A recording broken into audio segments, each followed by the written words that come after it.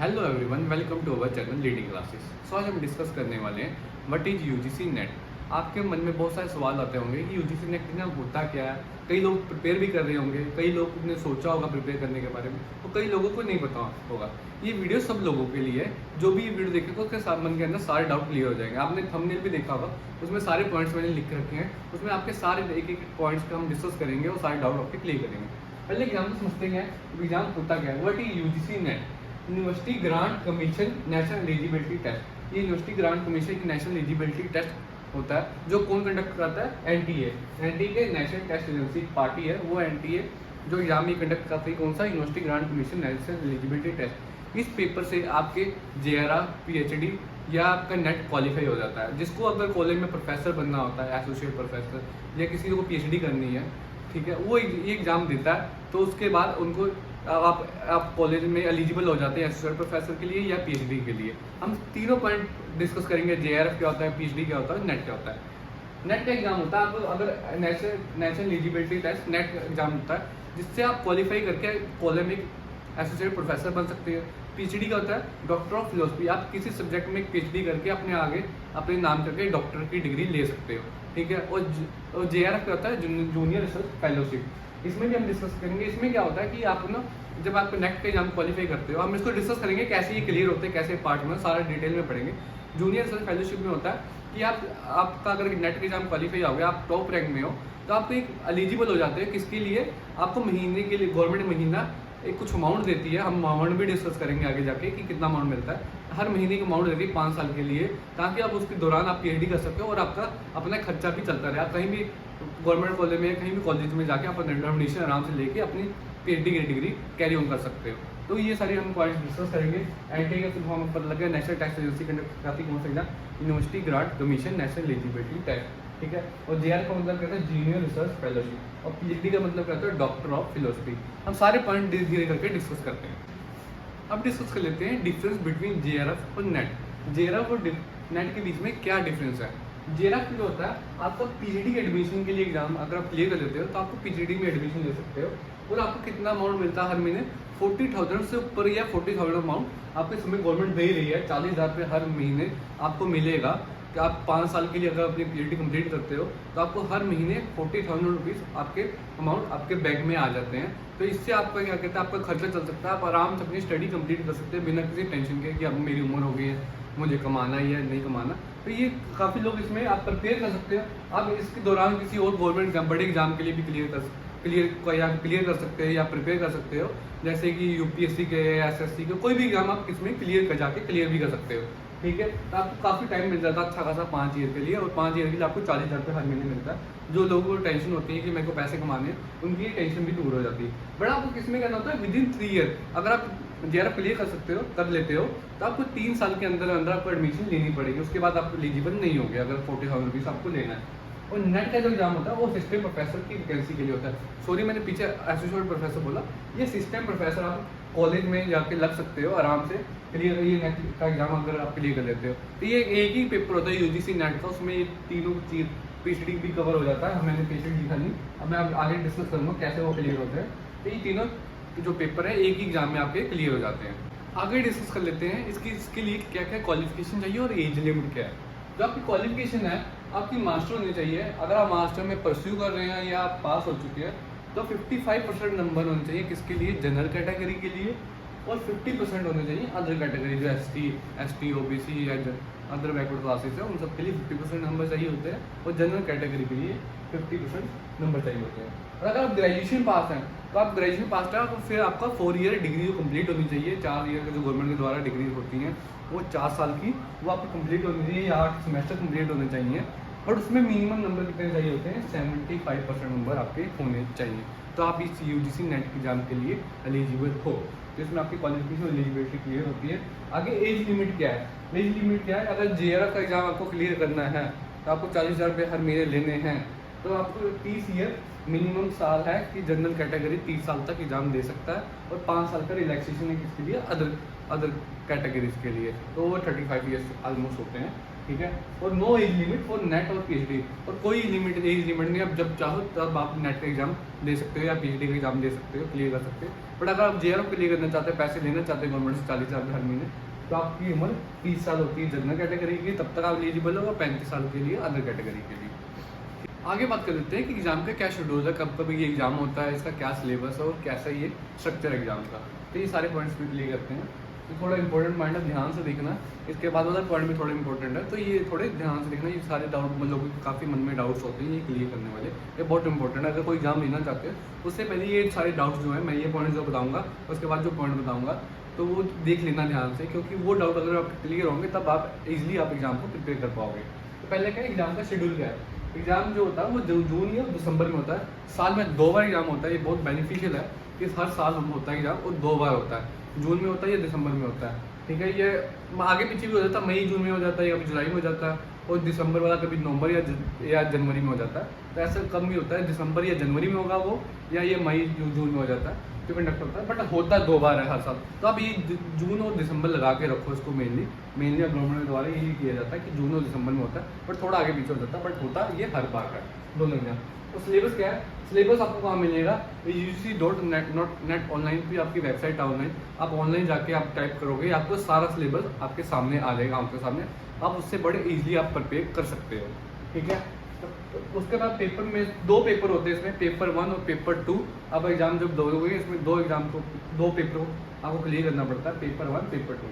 तो पेपर 1 और general paper होता है। General paper in the sense कि जो सारे बच्चे एग्जाम जो दे रहे हैं, वे सारे जो बच्चे एग्जाम देंगे, हर अलग अलग सब्जेक्ट होते हैं। इसमें कितने सब्जेक्ट होते हैं, इसमें 103 सब्जेक्ट होते हैं। जो बच्चा एग्जाम देना चाहता है वो अपने अकॉर्डिंग अपना सब्जेक्ट चूज करता है, जो उसने स्टडी की है, मास्टर्स की है, उसके अकॉर्डिंग वो सब्जेक्ट चूज करता है। वो पेपर 2 होता है। जो पेपर 1 होता है वो जनरल पेपर होता है, मतलब सारे सब बच्चों का एग्जाम वो सेम होता है, जो क्वेश्चन होते हैं वो सेम होंगे। जो पेपर 2 होगा वो उसके अपने सब्जेक्ट पर डिपेंड करेगा कि मैंने क्या चूज़ किया। मैंने कॉमर्स चूज़ किया तो मैं कॉमर्स पे होगा, मेरा मैनेजमेंट है तो मैनेजमेंट पे होगा, हिस्ट्री चूज़ की तो हिस्ट्री पे होगा। तो ऐसे सब्जेक्ट है कि 103 सब्जेक्ट है। आपको ये इनकी वेबसाइट पर UGC नेट की वेबसाइट पर जाके मिल जाएगा। आप अपने हिसाब से जो आपका सब्जेक्ट सूटेबल है वो आप चूज़ करके आप एग्जाम दे सकते हो। सो इसमें कौन से एग्जाम होते हैं, दो पेपर होते हैं, पेपर 1 और पेपर 2। तो होता कैसे एग्जाम का पैटर्न क्या है, CBT एग्जाम है। CBT मतलब कंप्यूटर बेस्ड टेस्ट होता है, कंप्यूटर ऑनलाइन एग्जाम होता है, ठीक है। इसमें क्या होता है, पेपर 1 में 50 क्वेश्चन आते हैं आपके, और पेपर 2 में 100 क्वेश्चन होता है। तो जनरल पेपर होता है उसमें 50 क्वेश्चन होते हैं, और जो पेपर 2 होता है वो उसमें 100 क्वेश्चन होते हैं। तो आपको कितने घंटे में, 3 घंटे में आपको एग्जाम ये क्लियर करना पड़ता है। दोनों इकट्ठा होता है, आपको 3 घंटे में ये एग्जाम क्वेश्चन को क्लियर करना पड़ता है। 150 क्वेश्चन हो गए और 180 मिनट हो गए, बड़े इजीली आप मैनेज कर सकते हो। अगर आपकी तैयारी होगी तो बहुत इजीली मैनेज हो जाता है। इसमें सबसे बड़ा पॉइंट क्या है, नो नेगेटिव मार्किंग। आप तुक्के लगाओ जी भर के, इसमें कोई नेगेटिव मार्किंग नहीं है। अगर आपका एग्जाम अच्छे से प्रिपेयर है, आपको नहीं क्वेश्चन आता, तुक्के लगा के भी आपका क्लियर हो सकता है एग्जाम। तो ये बड़े ध्यान से पॉइंट से क्लियर करने वाले, जो ये आप अगर डाउट्स उसमें क्लियर करना बहुत जरूरी है एग्जाम देने से पहले। तो पेपर 1 पेपर 2 होता है। जो पेपर 1 होता है जनरल पेपर होता है, पेपर 2 आपका सब्जेक्टिव होता है। सब्जेक्टिव जो 103 सब्जेक्ट है, आप UGC नेट की वेबसाइट पे जाके आप चूज़ कर सकते हैं कि क्या क्या वो सब्जेक्ट है। मेरे सब्जेक्ट के अकॉर्डिंग आप अपना जाके पेपर चूज़ कर सकते हो। तो ठीक है, आपके सारे डाउट्स क्लियर हो गए होंगे। अब बात कर लेते हैं कट ऑफ की। कट ऑफ कैसे जाती है, ये भी बहुत इंपॉर्टेंट पॉइंट है, ध्यान से सुनना। जो कट ऑफ है, आपके मिनिमम 40% नंबर होने चाहिए इसके लिए एलिजिबल होने के लिए। अगर आप कट ऑफ एलिजिबल हो जाते हो कट ऑफ पार करने के लिए, कि 40% नंबर होने चाहिए। अगर मान लो 200 नंबर का एग्जाम है तो आपके कम से कम 80 नंबर होने चाहिए, तब आप जाके आपका रिजल्ट देखा जाएगा। नहीं है 40% तो आप बाहर हो रेस से पहले ही, ठीक है। उसके बाद अगर फॉर एग्जांपल इसकी बात करेंगे कैसे डिसाइड होता है, अगर कट ऑफ के बाद मेरिट जो लिस्ट डिसाइड होती है उसमें जो एलिजिबल होते हैं कैसे होते हैं, पहले तो ये नीचे वाला पॉइंट आपको पढ़ना पड़ेगा कैसे है, बाद में हम ये पॉइंट डिस्कस करेंगे।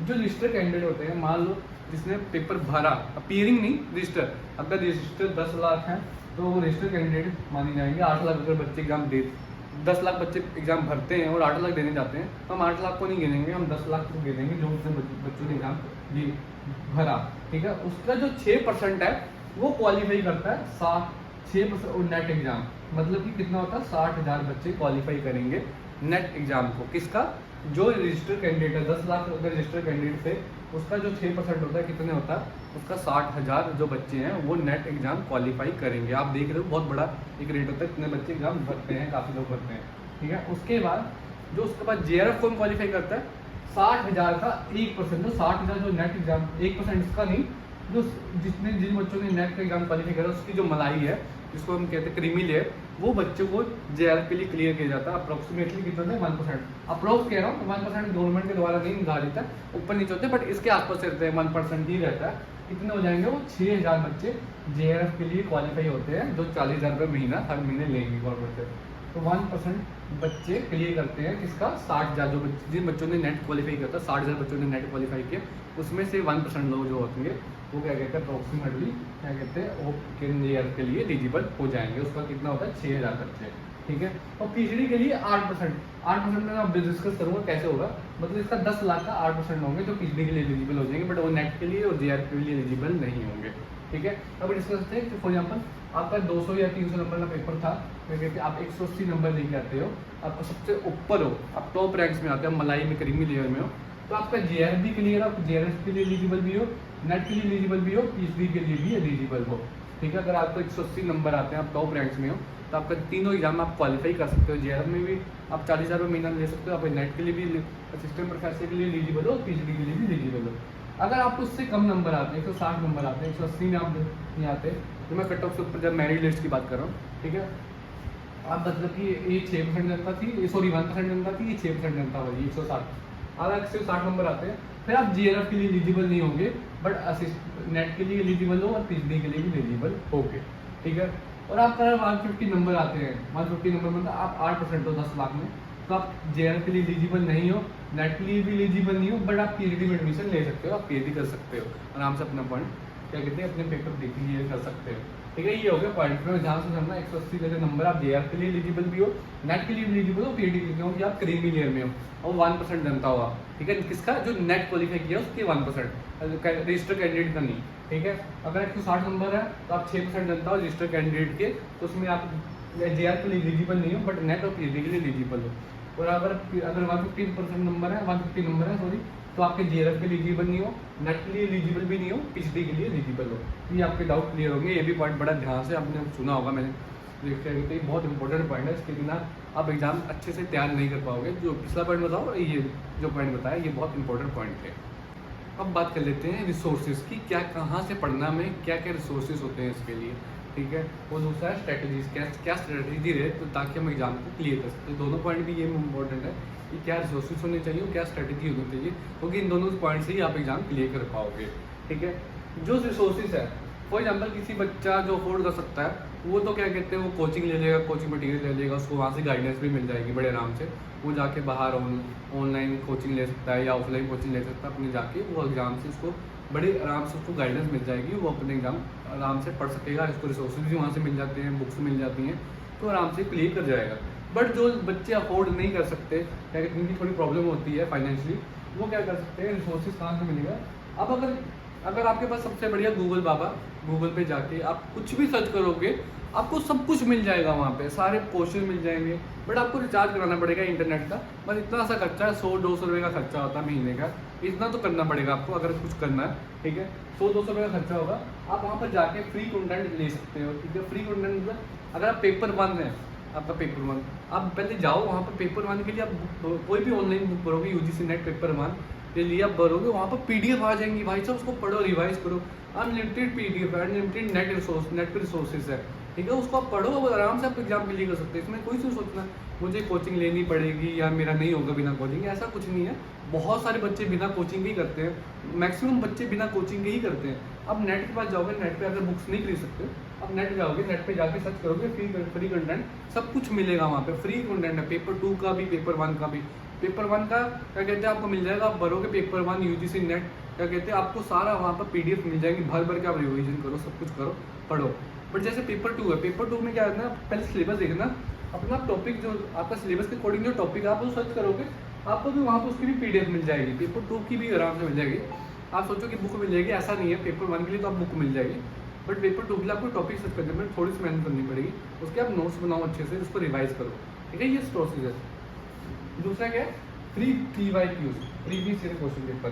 प्रीवियस ईयर क्वेश्चन पेपर आप माना एग्जाम क्लियर करने के लिए, कोई भी एग्जाम हो, चाहे यूजीसी का, यूपीएससी, एसएससी, कोई भी एग्जाम है, प्रीवियस ईयर क्वेश्चन इंपॉर्टेंट बहुत होते हैं, ठीक है। उसके बिना आप क्लियर नहीं कर सकते, उसको पढ़ो 5 साल तक, पेपर या 10,000 पेपर एनालाइज करो कि क्या आ रहा है, ठीक है। उसके बाद आप एग्ज़ाम को क्लियर कर सकते हो, पढ़ो, उसके अकॉर्डिंग अपनी स्ट्रेटेजी बनाओ, अपने पेपर को क्लियर करो।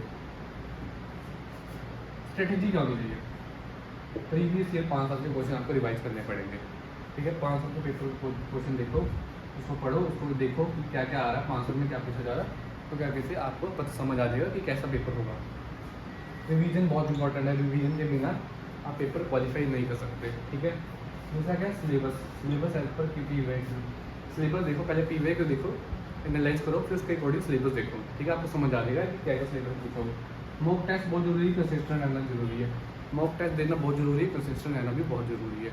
इसके बिना आप एग्जाम क्वालिफाई नहीं कर सकते। ये सारी स्ट्रेटेजीज बहुत सिंपल थी, सबको पता होती है, जनरली अपनी बस उसको अप्लाई करना होता है अपनी डेली लाइफ में।